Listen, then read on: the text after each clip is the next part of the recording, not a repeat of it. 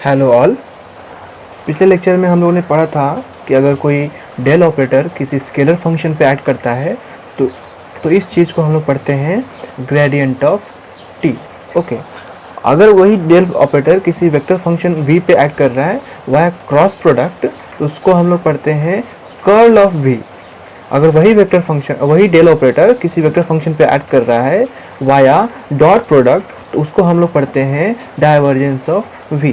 ठीक है, तो डाइवर्जेंस क्या होता है हम लोग इस लेक्चर में देखने वाले हैं। तो स्टार्ट करते हैं दी डाइवर्जेंस।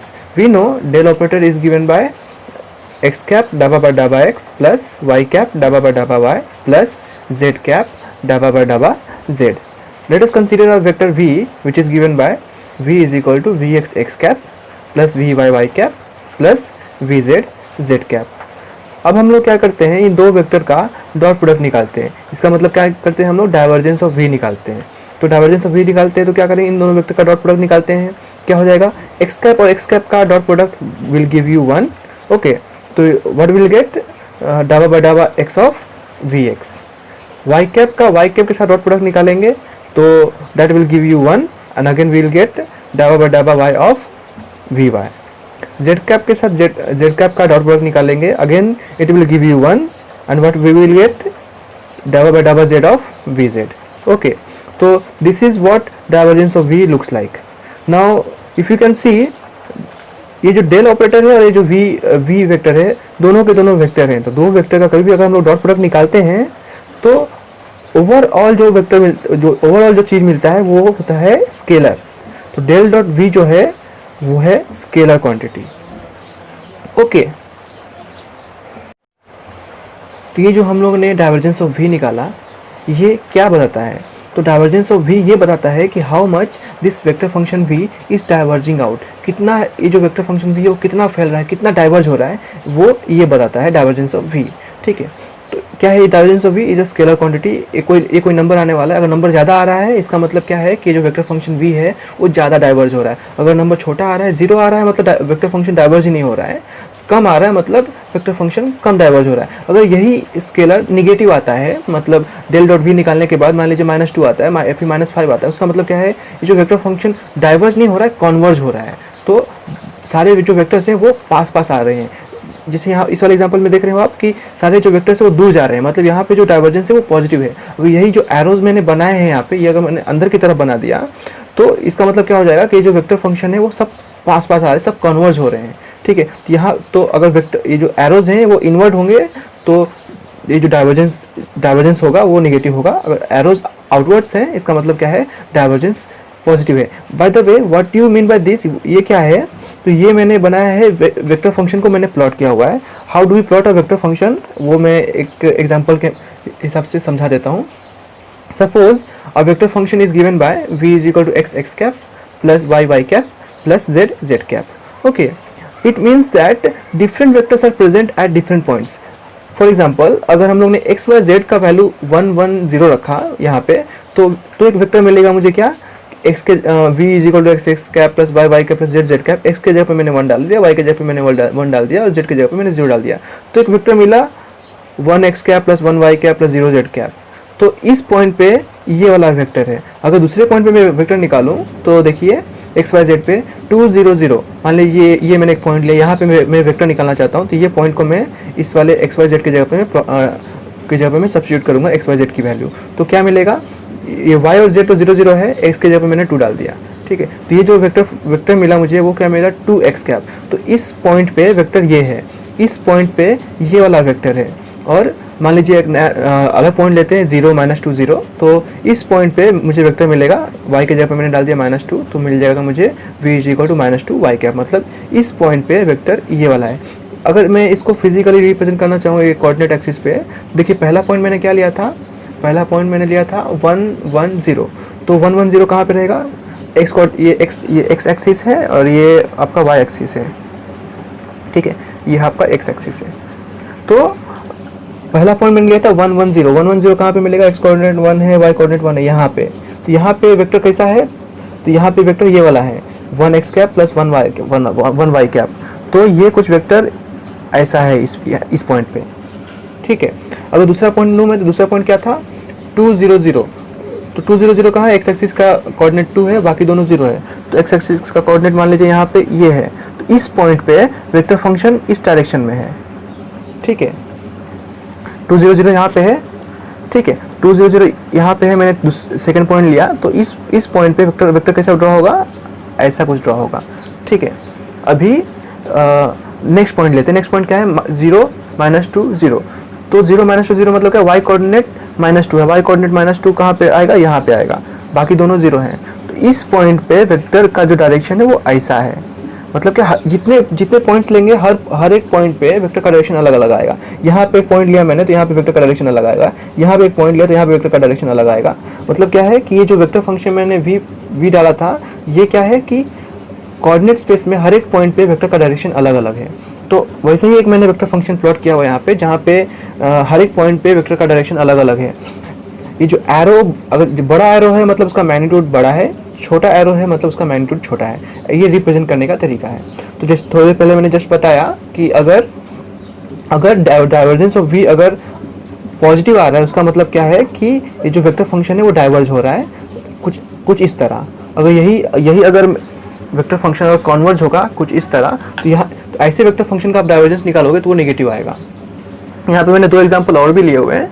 तो ये क्या रिप्रेजेंट करते हैं, यहाँ पे कोई भी एक पॉइंट ले लेते हैं। अगर यहाँ पे एक पॉइंट लेंगे मान लीजिए, तो यहाँ पे जितना ये जो मैग्नीट्यूड का एक वेक्टर अंदर आ रहा है, उतना ही मैग्नीट्यूड का एक वेक्टर बाहर जा रहा है। मतलब यहाँ पे जो वेक्टर, अगर मैं यहाँ इस पॉइंट पे अगर मैंने ऐसे वेक्टर फंक्शन का डाइवर्जेंस निकाला तो वो मिलेगा आपको 0, ठीक है।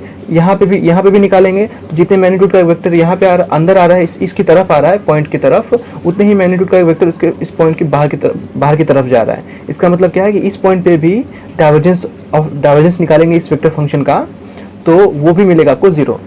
एक एग्जाम्पल यहाँ पे ले लेते हैं।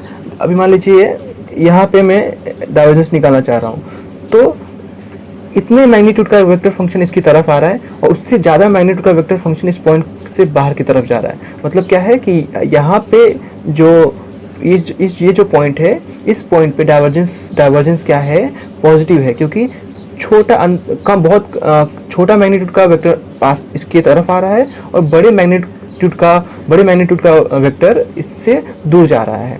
इस पॉइंट पे आपका जो डाइवर्जेंस होगा वो आपका पॉजिटिव होगा, इस पॉइंट पे भी डाइवर्जेंस होगा वो आपका पॉजिटिव होगा। यहाँ पे भी अगर मैं डाइवर्जेंस निकालूं तो यहाँ पे भी जो डाइवर्जेंस आएगा वो पॉजिटिव होगा। क्यों? क्योंकि इस पॉइंट पे भी छोटे मैग्नीट्यूड का वेक्टर अंदर आ रहा है और बड़े मैग्नीट्यूड का वेक्टर बाहर जा रहा है। अगर वेक्टर अंदर आता है इसका मतलब क्या है, डाइवर्जेंस नेगेटिव है। अगर वेक्टर बाहर जा रहा है, मतलब वेक्टर बाहर जा रहा है, इसका मतलब क्या है कि डाइवर्जेंस पॉजिटिव है, ठीक है।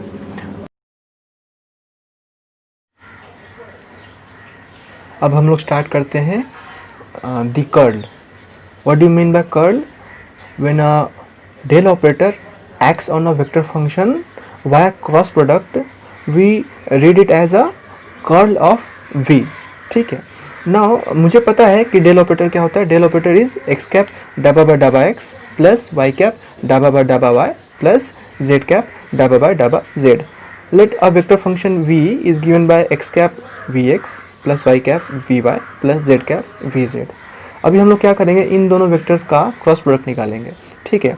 तो the curl of a vector function is given by del cross v is equal to, पहला रो यूनिट वेक्टर, पहले रो में यूनिट वेक्टर रहते हैं, हम लोग डिटरमिनेंट निकालते हैं एज अ बेसिक रूल जिससे हम लोग क्रॉस प्रोडक्ट निकालते हैं। तो पहले डिटरमिनेंट निकालेंगे किसका, पहले रो में x cap y cap z cap होगा। दूसरा रो जो रिप्रेजेंट करेगा वो पहले वेक्टर को रिप्रेजेंट करेगा। पहला वेक्टर में क्या है, डाबा बाय डाबा एक्स है, डाबा बाय डाबा वाई है, डाबा बाय डाबा जेड है, तो एज इट इज़ यहाँ पे लिखा हुआ है। और तीसरे रो में v x v y v z लिखा हुआ है, ठीक है। तो ये इसका डिटरमिनेंट निकालेंगे तो कुछ ऐसा आएगा। कैसा आएगा देख लीजिए यहाँ पे, हाँ विजिबल है, ओके। तो डेल क्रॉस वी क्या आ जाएगा, पहले एक्स कैप निकालेंगे। एक्स कैप निकालने के लिए ये कॉलम और ये रो कैंसिल होगा, तो क्या मिलेगा, एक्स कैप इंटू डाबा बाय डाबा वाई ऑफ वी जेड, डाबा बाय डाबा Y of V Z minus डाबा बाय डाबा जेड ऑफ वी वाई, डाबा बाय डाबा जेड ऑफ वी वाई। वैसे ही अगर वाई कैप वाला निकालेंगे तो माइनस वाई कैप, ये गया मिलेगा क्या, डाबा बाय डाबा एक्स ऑफ वी जेड, डाबा बाय डाबा X of V Z minus डाबा बाय डाबा जेड ऑफ वी एक्स, डाबा बाय डाबा जेड ऑफ वी एक्स। वैसे ही अगर मुझे जेड कैप का निकालना है तो ये लाइन गया और ये लाइन जाएगा, क्या मिलेगा, मिलेगा आपको ये गया तो डाबा बाय डाबा X of we Y minus डाबा बाय डाबा वाई ऑफ वी एक्स, डाबा बाय डाबा Y of V X. Okay, तो ऐसे हम लोगों ने क्रॉस प्रोडक्ट निकाल दिया। तो ये जो क्वांटिटी मिला, तो ये क्वांटिटी क्या है, देखो डेल क्रॉस वी है। अगर दो वेक्टर का क्रॉस प्रोडक्ट निकालते हैं तो हमेशा जो नेट क्वांटिटी जो रिजल्ट मिलता है वो आपका वेक्टर क्वांटिटी मिलता है। इसका मतलब क्या है कि डेल क्रॉस वी है ये आपका वेक्टर क्वांटिटी है। ओके, तो ये जो डेल क्रॉस वी है मतलब कर्ल ऑफ वी वो रिप्रेजेंट क्या करता है, तो कर्ल ऑफ वी क्या रिप्रेजेंट करता है, तो यहाँ पे देख लीजिए ज्योमेट्रिकल इंटरप्रिटेशन क्या है। कर्ल ज्योमेट्रिकल इंटरप्रिटेशन में del cross v is a measure of how much the vector v curls around the point in question.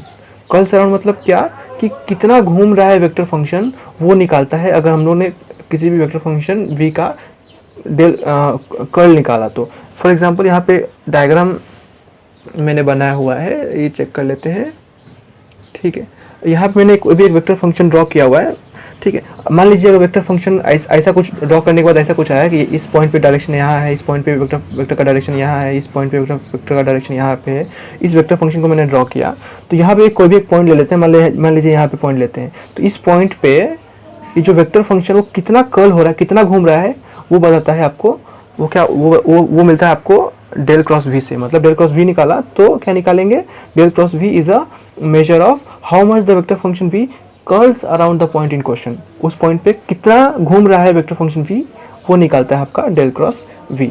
Okay, या दैट्स इट। ओके,